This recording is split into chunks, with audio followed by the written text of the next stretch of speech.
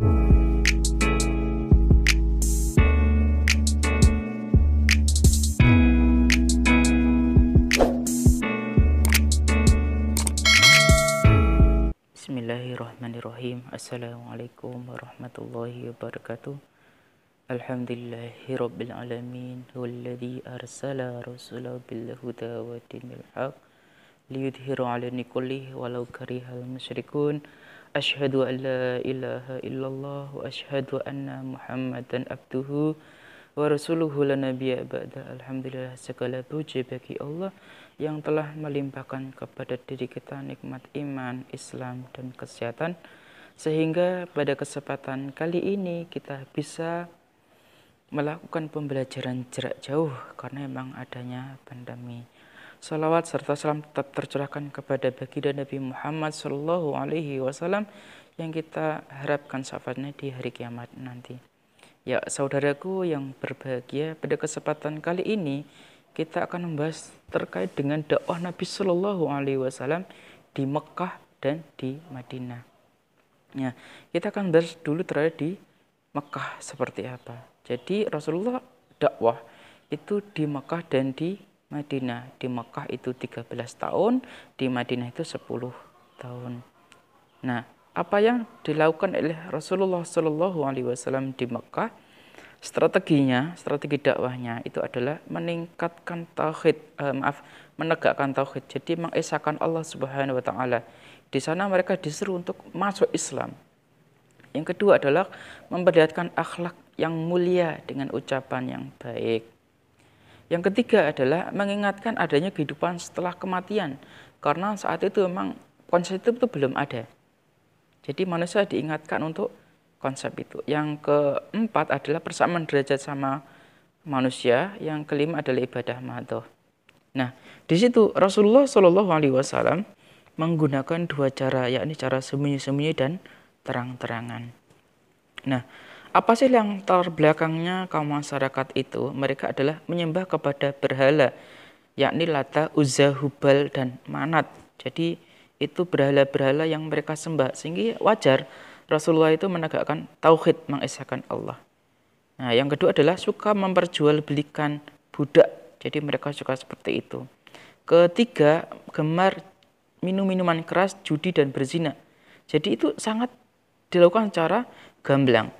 Yang keempat adalah bangsa Arab itu terpecah belah sehingga menjadi suku-suku yang banyak. Dan yang kelima adalah kebiasaan orang suka memberi penghargaan berdasarkan kekuasaan.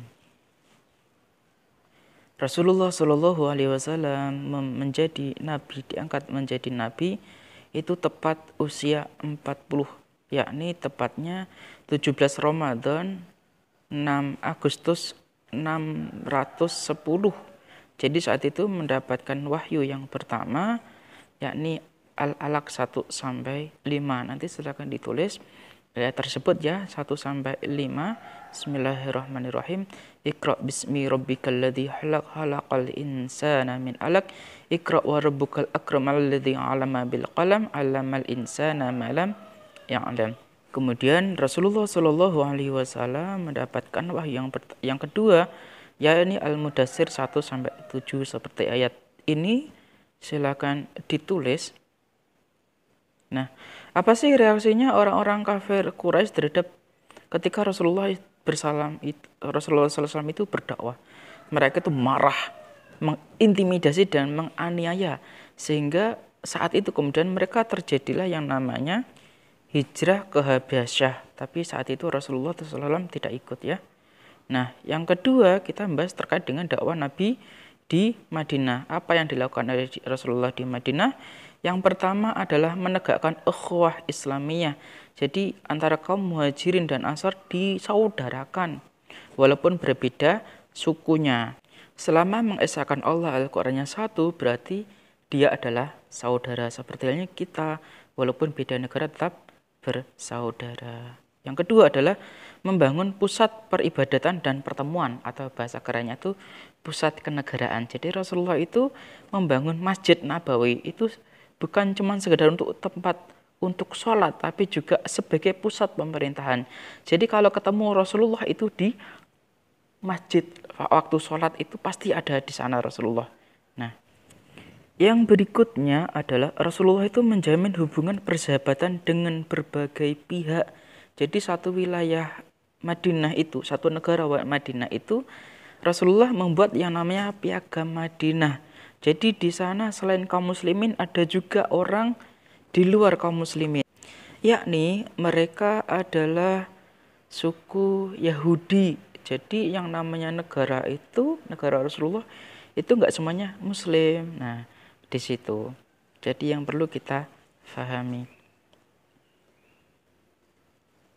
Berikutnya adalah Rasulullah itu juga karena memang suatu negara itu membangun yang namanya strategi politik dan kemiliteran. Jadi Rasulullah itu mengirim surat kepada penguasa, memaklumkan perang kepada yang menentang dakwah, kemudian memerangi kabilah yang mengkhianati perjanjian damai, ini pada suku Yahudi tadi, kemudian menjadikan daulah Islam sebagai kekuatan yang disegani oleh kawan dan ditakuni oleh lawan.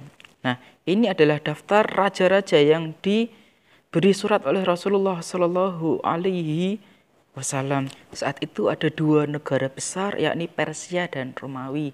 Kalau sekarang ya Amerika Serikat dan Rusia, tapi Rusia sudah tembang ya tahun 90. Nah, di sini Rasulullah itu melakukan yang namanya surat, sehingga saat itu Rasulullah Shallallahu Alaihi Wasallam disegani dan ditakuti. Nah, di sana dua kekuasaan itu ini yang mereka lakukan. Nah, itu adalah respon mereka, sehingga yang terjadi adalah akibat dari yang mereka lakukan. Tapi ada juga yang bagus, yakni ini adalah penguasa yang masuk Islam sehingga dia mendapatkan kemuliaan. Nah, poin berikutnya yang kita perlu paham adalah bahwa Rasulullah SAW itu ada yang namanya perang, yakni antara lain adalah perang Badar, yakni antara kaum muslimin dengan kaum musyrikin di Mekah yang terjadi pada tahun 2 Hijriah. Yang saat itu kaum muslimin mengalami kemenangan. Nah, saat itu jumlah kaum muslimin 313 melawan kaum musyrikin 1000. Jadi alhamdulillah kaum muslimin saat itu menang. Yang kedua, perang yang kedua adalah perang Uhud, karena terjadinya kekalahan oleh kaum musyrikin, akhirnya mereka balas dendam. Nah, di sini kaum muslimin mengalami kekalahan. Jadi awal mulanya menang, kemudian kalah, kemudian menang lagi.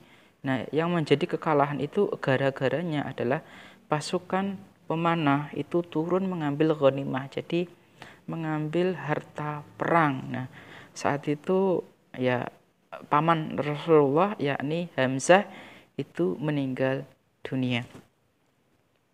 Dan ini adalah perang yang berikutnya, yakni perang Khandaq, yang itu sangat besar juga terjadi di Mekah. Saat itu kaum muslimin melawan dua kekuatan dari luar, yakni kaum musyrikin di Mekah yang datang ke Madinah, dan musuh dari dalam, yakni orang Yahudi yang mereka bersekongkol untuk menghentikan kekuasaan kaum muslimin. Nah, di sini kaum muslimin itu oleh Rasulullah mendapatkan strategi baru, yakni membuat parit atau Khandaq ya. Nah, di situ dipimpin oleh Salman Al-Farisi, yang sebelumnya Salman Al-Farisi ini pemeluk agama lain, yakni Majusi, atau kita kenal dengan penyembah api. Jadi mereka menyembah kepada api. Alhamdulillah pada perang ini Rasulullah Shallallahu Alaihi Wasallam mengalami kemenangan. Demikian insya Allah review kali ini. Harapan saya teman-teman semuanya memperbanyak membaca terkait dengan sejarah, terkait dengan materi-materi lain, baik kelas 1, kelas 2, dan kelas 3 utamanya, karena di sana ada poin-poin penting yang harus dipelajari. Dari saya cukup. Terima kasih. Assalamualaikum warahmatullahi wabarakatuh.